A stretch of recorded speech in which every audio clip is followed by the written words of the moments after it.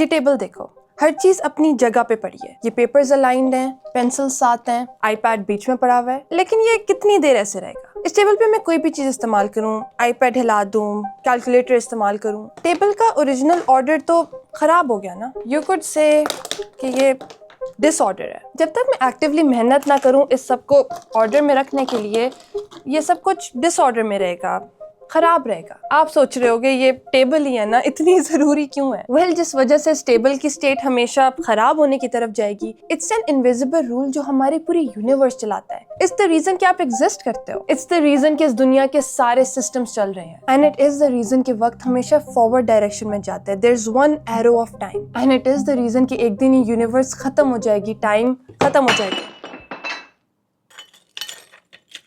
जैसे ये मग टूट गया है, इसको हम वापस नहीं जोड़ सकते। स्मोक हमेशा कमरे में स्प्रेड आउट होती है, उसको हम वापस गैदर नहीं कर सकते। ये चेंजेस हमेशा एक ही डायरेक्शन में चलते हैं। इवन दो अगर हम फिजिक्स को देखें with the basic laws of motion, अगर ये ग्लास टूटता है और ये वापस जुड़ जाता है, दोनों सिचुएशंस में वो सेम इक्वेशंस ओबे कर रही होंगी। सो अगर science forward and backward time में सेम काम करती है, तो हमारे इर्द गिर्द दुनिया एक ही डायरेक्शन में क्यों चल रही है? हम पास्ट को फ्यूचर से कैसे डिफरेंशिएट कर पाते हैं? एंड ये एक मेजर सवाल था जो फिजिसिस्ट को बहुत देर तंग किया कि हर चीज डिसऑर्डर की तरफ क्यों जाती है, वापस रिवर्स क्यों नहीं हो पाती। चलो वापस टेबल पे चलते हैं। अब इस टेबल को इस परफेक्ट ऑर्डर में रखने का सिर्फ एक तरीका है, लेकिन इसको डिसऑर्डर में रखने के लिए इन्फिनिट डिफरेंट तरीके हैं। कि मतलब चीजों को हमेशा परफेक्ट ऑर्डर से निकालने के लिए ज्यादा चांसेस होते हैं, तो इसलिए हर चीज डिसऑर्डर की तरफ मूव करती है। वेल, टू आंसर दिस हम ऑब्जेक्ट्स को छोड़ते हैं and let's look at energy. So you know how energy हमेशा कंजर्व रहती है। न्यू एनर्जी हम बना नहीं सकते, पुरानी एनर्जी को हम खत्म नहीं कर सकते। एनर्जी बस एक फॉर्म से दूसरे फॉर्म में ट्रांसफॉर्म होती है। जब ग्लास टूटता है तो gravitational potential energy kinetic energy में कन्वर्ट होती है एंड जमीन पे गिरते हुए जमीन के अंदर वाइब्रेशन, साउंड एंड हीट में कन्वर्ट हो जाता है। इस पूरे कमरे में अभी भी वो टोटल एनर्जी सेम ही है, लेकिन ये कंजर्वेशन ऑफ एनर्जी ये नहीं एक्सप्लेन करता कि ये रिवर्स में क्यों नहीं जा सकता। दैट्स बिकॉज़ एनर्जी की सिर्फ अमाउंट मैटर नहीं करती, इट ऑल्सो मैटर्स कि वो डिस्ट्रीब्यूट किस तरह हुई है। हम वापस 1800 में जाते हैं जब steam engine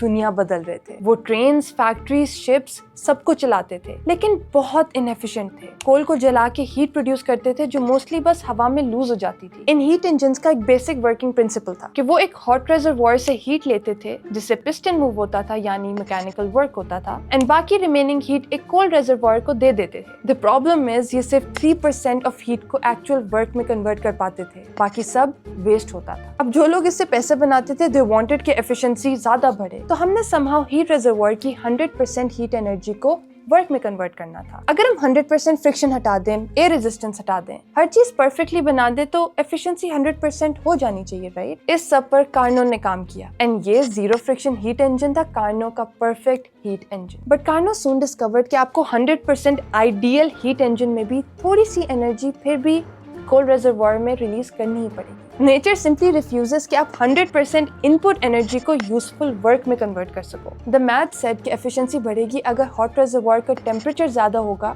and cold reservoir का टेम्परेचर कम, यानी जितना ज्यादा टेम्परेचर डिफरेंस होगा उतनी एफिशिएंसी ज्यादा होगी। बट इंजन सिर्फ तब वर्क आउटपुट प्रोड्यूस कर सकता है अगर इन दोनों रिजर्वॉयर्स में टेम्परेचर डिफरेंस हो। इवन दो हॉट रिजर्वॉयर में थर्मल एनर्जी प्रेजेंट है, लेकिन वो हीट इंजन में तब तक नहीं जाएगी जब तक वो थोड़ी सी हीट कोल्ड रिजर्वॉयर में ना रिलीज कर दे। ये आइडिया उस वक्त बहुत ज्यादा शॉकिंग था। हमें रियलाइज हुआ कि ये एक लॉ ऑफ नेचर है। तो जिधर first law of thermodynamics says कि एनर्जी हमेशा कंजर्व रहती है, it can't be created nor destroyed, but ये लॉ डिडंट एक्सप्लेन कि एफिशिएंसी कभी 100% क्यों नहीं हो सकती। एनर्जी 100% एक फॉर्म से एक दूसरे 100% फॉर्म में क्यों नहीं कन्वर्ट हो सकती। इधर एंटर्स रूडोल्फ क्लॉसियस, एक जर्मन फिजिसिस्ट एंड मैथमेटिशियन जो कार्नो की डिस्कवरीज पर काम कर रहा था। क्लॉसियस रियलाइज कि फर्स्ट लॉ ऑफ थर्मोडायनामिक्स हमें ये बताता है कि कितनी ज्यादा एनर्जी है, बट ये नहीं बताता कि कितनी ज्यादा एनर्जी अवेलेबल है। इमेजिन एक कंप्रेस्ड स्प्रिंग के अंदर 100 जूल्स ऑफ एनर्जी है। नाउ इमेजिन कि सेम 100 जूल्स इस पूरे कमरे में फैली हुई है। सेम एनर्जी लेकिन completely different usefulness. But energy itself इन दोनों सिचुएशंस में डिफरेंशिएट नहीं कर सकती। तो Clausius came up with the word entropy, जो ग्रीक वर्ड से आया है फॉर ट्रांसफॉर्मेशन। ये टर्म डिस्क्राइब करती है कैसे एनर्जी हमेशा स्प्रेड आउट होती है and with the forward arrow of time ये हमेशा लेस यूजफुल होती है। And according to the laws of physics and जिस तरह हमारी यूनिवर्स चल रही है, एंट्रोपी हमेशा बढ़ेगी। एंड क्योंकि ये हमेशा बढ़ेगी, यूनिवर्स इस पॉइंट पे आई है कि हम एग्जिस्ट कर सकते हैं। जिस तरह आपकी लाइफ आगे की तरफ चलती है, इसी तरह वक्त भी आगे की तरफ चलता है। बट बिग यूनिवर्स की बातें भी छोड़ते हैं। Let's zoom in and let's see कि ये पार्टिकल्स के स्केल पे कैसे दिखती है। सोचो एक कंटेनर के 2 हाफ्स हैं एंड लेफ्ट हाफ में 5 गैस मॉलिक्यूल्स हैं। ये एक पॉसिबल स्टेट है। पार्टीशन को रिमूव करो तो मॉलिक्यूल्स मूव करके पूरे कंटेनर को भर देंगे। अब ये स्प्रेड आउट किए होंगे, इट्स सिंपल स्टैटिस्टिक्स। बहुत तरह के माइक्रोस्कोपिक अरेंजमेंट्स हैं जिसमें मॉलिक्यूल्स दोनों हाफ्स में डिस्ट्रीब्यूटेड हैं। देन अरेंजमेंट्स जिनमें मॉलिक्यूल्स सिर्फ लेफ्ट में हो। एक मॉलिक्यूल के लिए द प्रोबेबिलिटी कि वो लेफ्ट पर रहे इज 1/2 और 50%। 2 मॉलिक्यूल्स के लिए प्रोबेबिलिटी है 1/2 into 1/2 और 1/2 raised to power 2। For n molecules probability है 1/2 raised to power n। एक बलून के अंदर 10 raised to power 23 मॉलिक्यूल्स होते हैं। इस स्केल पे द प्रोबेबिलिटी कि मॉलिक्यूल सिर्फ लेफ्ट साइड पे रहेंगे इज सो स्मॉल कि इट्स प्रैक्टिकली इम्पॉसिबल, ये कभी होगा ही नहीं। तो अगर हम बड़े स्केल पे देखते हैं तो प्रोबेबिलिटी ऑलवेज सेज कि हम इक्विलिब्रियम की तरफ जाएंगे। इक्विलिब्रियम बीइंग के मॉलिक्यूल्स इक्वली डिस्ट्रीब्यूटेड होंगे। सो एंट्रोपी एक फिजिक्स कॉन्सेप्ट से ज्यादा एक प्रोबेबिलिटी का कॉन्सेप्ट है। दुनिया में एनर्जी का स्प्रेड आउट होना या किसी भी चीज का डिसऑर्डर में होना के ज्यादा चांसेस होते हैं देन कि वो ऑर्डर में रहे। ग्लास के पार्टिकल्स के पास और बहुत तरीके हैं जोड़ने के देन एक स्पेसिफिक ऑर्डर जिसमें वो ग्लास होता है। किसी भी प्रोसेस में टोटल एनर्जी हमेशा कंजर्व रहेगी, लेकिन the number of microscopic arrangements जिसमें वो हो सकता है दैट हैज इंक्रीज्ड, तो एंट्रोपी हैज इंक्रीज्ड। ये फिजिकल ओरिजिन है ऑफ इरिवर्सिबिलिटी कि हम हमेशा एक एरो ऑफ टाइम की तरफ चलते हैं। This is the entropy is connected the forward direction of time. But अगर हर चीज एट ऑल टाइम्स डिसऑर्डर की तरफ जाएगी, केओस की तरफ जाएगी, तो फिर ऑर्गेनाइज सिस्टम्स जैसे ह्यूमन बीइंग्स, एनिमल्स, प्लांट्स कैसे एग्जिस्ट कर सकते हैं? क्योंकि अर्थ आइसोलेटेड सिस्टम नहीं है। अर्थ सूरज से रेडिएशन लेता है एंड वापस रेडिएशन स्पेस में फेंकता है एंड ये energy in is equal to the energy out. वरना अगर हम एनर्जी आउट कम कर देंगे तो हमारा टेम्परेचर बहुत तेजी से बढ़ जाएगा। एंड रिमेंबर वो हीट इंजन अर्थ बहुत सिमिलर तरीके पे काम करता है। सूरज हॉट रिजर्वायर है जिसका सरफेस टेम्परेचर इज रफली 5800 केल्विन और 5500 डिग्री सेल्सियस। अर्थ स्पेस में एनर्जी रेडिएट करता है the cold reservoir at around 255 kelvin. ये इनकमिंग सोलर रेडिएशन कॉन्सेंट्रेटेड है इन फ्यूअर हायर एनर्जी फोटॉन्स, जिनकी ज्यादा यूजेबल एनर्जी है जो प्लांट्स एब्जॉर्ब करते हैं अपने अंदर केमिकल रिएक्शंस के लिए जो इस एनर्जी के बगैर नहीं होते। उन प्लांट्स को फिर जानवर खाते हैं इंक्लूडिंग अस। इन प्लांट्स के केमिकल एनर्जी को इस्तेमाल करके हम काम करते हैं एंड इन डूइंग सो हम heat and waste products produce करते हैं। With every single step energy ज्यादा स्प्रेड आउट होती है एंड कम यूजेबल होती है कि अर्थ से आउटगोइंग रेडिएशन ज्यादा number of lower energy photons के जरिए निकलती है। सो आउटगोइंग रेडिएशन की एंट्रोपी ज्यादा है। अर्थ अपने लोकल स्ट्रक्चर्स इसलिए मेंटेन कर पाता है क्योंकि वो ज्यादा एंट्रोपी एक्सपोर्ट करता है देन इट रिसीव्स। एंड इसी लॉजिक पर weather systems, ocean currents, nearly हर एक्टिव प्रोसेस ऑन अर्थ पर अप्लाई कर सकते हो। ये सब होते हैं क्योंकि अर्थ एक hot source and cold sink के बीच में पोजीशनड है। But that makes you wonder कि यूनिवर्स में ये टेम्परेचर डिफरेंसेस बने ही क्यों? Just like the heat engine, universe में ये डिफरेंट टेम्परेचर सोर्सेज बने ही क्योंकि इनके बीच में एनर्जी फ्लो हो सके। Like I said before, entropy हमेशा बढ़ती है। That means in the past universe की एंट्रोपी बहुत कम होगी। जब हम कॉस्मिक माइक्रोवेव बैकग्राउंड CMB को देखते हैं, हम यूनिवर्स को उस स्टेट में देख पाते हैं जो 380,000 साल पहले थी। एंड हमें क्या नजर आता है? Complete smoothness.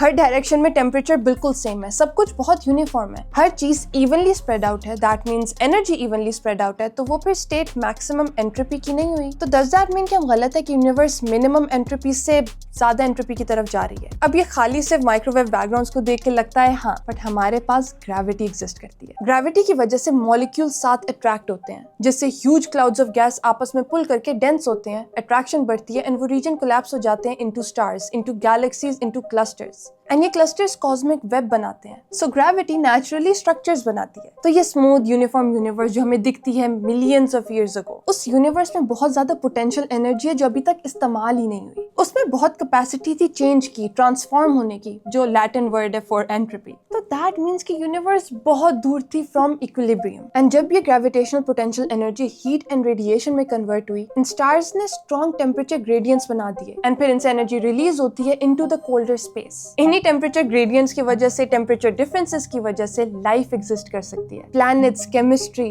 And total entropy बढ़ती है। एंड एंट्रोपी में सबसे fascinating part is black holes. जब मैटर कोलैप्स कर जाता है इनटू ब्लैक होल्स, उनकी एनर्जी बहुत डिस्पर्स होती है एंड यूनिवर्स हाई एंट्रोपी की तरफ जाती है। एंड अगर ये चलता रहा, यूनिवर्स एक्सपैंड होती रही, तो स्टार्स बनना बंद हो जाएंगे, एग्जिस्टिंग स्टार्स का फ्यूल कम हो जाएगा, यूनिवर्स में यूजेबल एनर्जी कम हो जाएगी। ब्लैक होल्स जो बहुत लो हॉकिंग रेडिएशन प्रोड्यूस कर रहे हैं वो भी इवेंचुअली एवेपोरेट हो जाएंगे एंड हमारी universe will reach thermodynamic equilibrium. Physicist इसको कहते हैं the heat death of the universe. But even though it's called heat death, it doesn't mean कि एनर्जी बिल्कुल डिसअपीयर हो जाएगी। Law of conservation of energy फिर भी अप्लाई होगा। हीट डेथ मीन्स कि एनर्जी इतनी evenly and uniformly spread out होगी कि कोई डिफरेंसेस नहीं होगी कि उससे काम हो सके। जैसे इंजन में hot reservoir and cold reservoir जब इक्वल टेम्परेचर पे होंगे तो इंजन की एफिशिएंसी 0 होगी। There will not be any heat moving. वक्त आगे की तरफ बढ़ता है क्योंकि यूनिवर्स एक लो एंट्रोपी स्टेट से शुरू हुई थी एंड तब से मूव करिए टुवर्ड्स स्टेट्स जिसकी प्रोबेबिलिटी ज्यादा है। हमने पूरी जिंदगी गुजार ली विदाउट क्वेश्चनिंग कि हम ये गुजार कैसे रहे हैं। यूनिवर्स के कौन से लॉज डिक्टेट करते हैं कि हम अपनी जिंदगी एक डायरेक्शन में गुजारेंगे एंड इस सब के पीछे there is entropy and I find it so fascinating. Energy spreads out, so आप भी अपनी एनर्जी स्प्रेड आउट करो by hitting that subscribe button ताकि हम इस तरह के इंटरेस्टिंग टॉपिक्स पे आपको वीडियोस दिखाते रहें। It would mean so much to us.